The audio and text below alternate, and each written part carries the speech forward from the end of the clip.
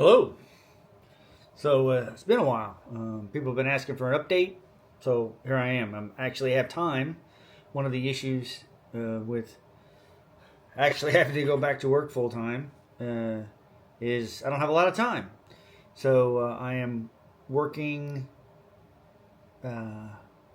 on developing stuff around the house, but the house is done, the barn is done, the yard needs lots of work. The drainage situation, which is the project that I'm working on now, and have been for the last little bit, is in work. So we have two major points, and I'll point them out in later on in this video when I go over some of the stuff at the house. Is the front yard and the backyard. When it rains, because of how they did the clearing of the trees, they created a big bowl, and the water has no place to go. So every day for the last month and a half, I guess, I have been, every opportunity I have to work on it when it's not too hot, is fixing the berm that they created all around it so that the water has some place to flow, and creating, for lack of a better word, a cistern, someplace where the water flows, the low points in the front and the back. I'm working on the back right now. To once the water flows there, then we pump it out into the forest, into the trees. The trees, there's no drainage issues there. There's lots of undergrowth, and they didn't create. It's flat. They didn't create a compacted dirt bowl like they did when they cleared the property, the area for the house. So we working on that. We pretty much solved the one in back. So now there's a pump. There's a bucket, a big large bucket, about 36 by 24, maybe 16. I don't know. But there's a pump that sits in the bottom of it, and when the water starts to fill up, I turn it on. And the water pumps out of there into the forest and pretty much solves the backyard water problem, to get rid of the water after it rains. I'm going to repeat that process in the front yard and get all that fixed. So those are the projects I'm working on, of course. But I didn't record any of the work because, to be perfectly honest, I do the work when I can, and setting up and filming doubles the amount of time necessary to do the work. So, but we also have chicken coop set up with 7 chickens. We had 8. We lost 1. And I'll talk about that later on in video when I show you the pictures of it. So, anyway, that's this part, and let's go on to the rest of it. And I'll point out stuff as I show you video and pictures. Okay. So here, I'm not sure if you've seen this before, but here is where they started doing the skirting for the house. We opted for called concrete skirting, or stucco style. Basically, it's concrete put on, but here you go. You have to pull all the racks down. You have to put this metal frame up, and then you stucco it. It's a Takes vent. a couple days, but it's like very permanent. Doesn't wear like vinyl. Siding does. So That's where the door is going to be. and it is literally Good. concrete. So it's very well done. The guys were efficient, fast, and got it all done in 2 days. So for a 80-foot mobile home, that's a lot of work. They brought a whole crew of guys, so they were busy. They were 2 solid days. Great. Yeah, you was on one, took him up on it. You looked at the drum. First time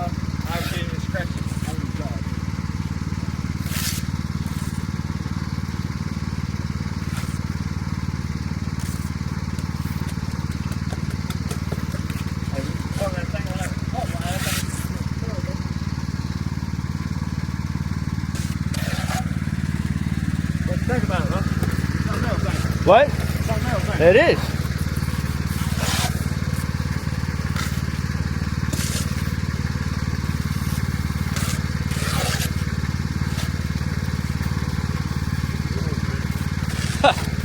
Here's the next part. This part's pretty cool, but putting that wrap on there, Right? that's what it's at.